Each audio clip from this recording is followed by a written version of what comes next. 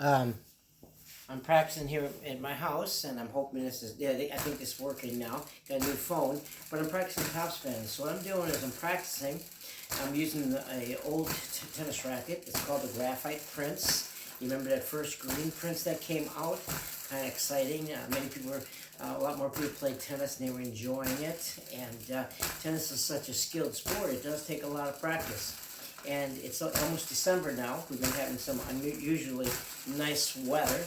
But yet, you're going to have to find ways to practice if you like tennis and you want to improve and keep in shape. And so here I'm using a backhand grip, and what I'm doing is I'm, practicing rolling over the ball. A lot of times when you're teaching backhand, you want them to have the right grip. Just tell them knuckles on top. Knuckles on top was an easy way for them to understand.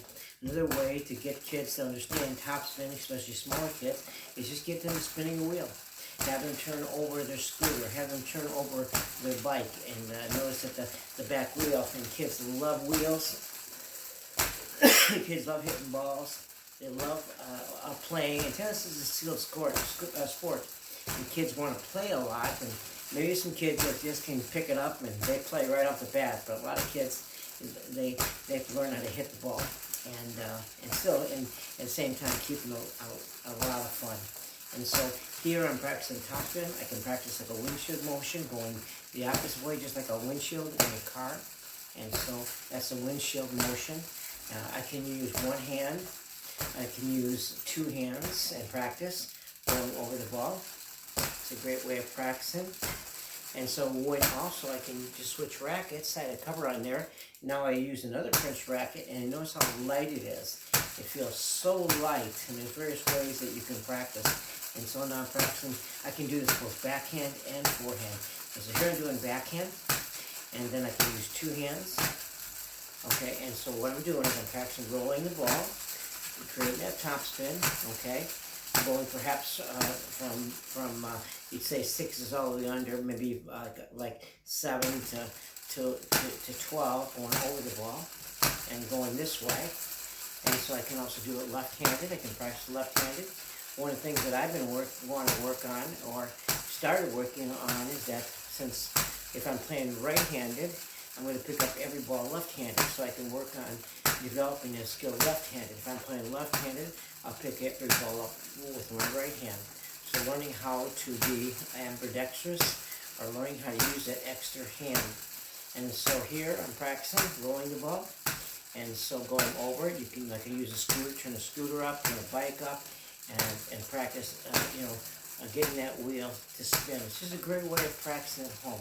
Finding ways to practice in tennis is a skill sport. If you're gonna be good at chess, you gotta play chess. If you're gonna be a good runner, you gotta do some training. You gotta do some running. If you're gonna be a good tennis player, you're going to have to practice. And one of the tips that I'd like to give you tonight is that if you're watching other sports, see what analogies you can make between that sport and tennis. Perhaps volleyball and tennis, perhaps soccer and tennis, perhaps some baseball and tennis, and see how they do. See how they will throw. See how they will catch, or see their movement, and see how they would serve even volleyball.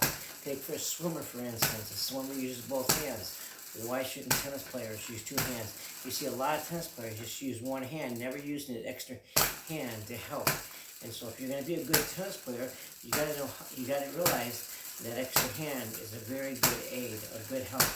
And so I encourage you to practice. Another way you can practice, put your finger through the middle of the racket and just practice going over it. If you want to practice some acceleration, practice with a heavier racket, with a racket cover on. A lot of rackets don't have covers anymore. They sell them with a big, so you can carry them over your shoulder with a strap.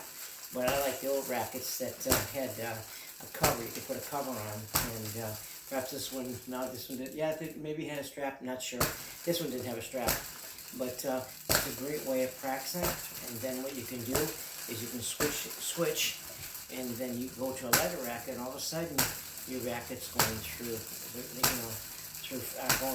spinning the ball faster with less effort. One thing that you can also do is that I put a ball on top with a spring, and now you can practice high backhand backhand shots. Today I'm just mostly, since I'm in the camera, I'm just doing mostly backhands here like this. What a great way of practicing. I hope this is helpful, and I hope you take time to find ways to practice at home. And it just happens to be late in the evening. Took a nap for a couple hours and wanted to get up and do a little practicing. And so it's a great way to keep in shape. And so here I'm practicing both left-handed mainly today. And so I can turn this around and do right-handed. It doesn't take much space. I happen to be in between my living room and kitchen and practicing. So I hope this is helpful. I hope you enjoyed this. If there's any way I can help you and give you ideas, feel free to contact me, 414-484-4061.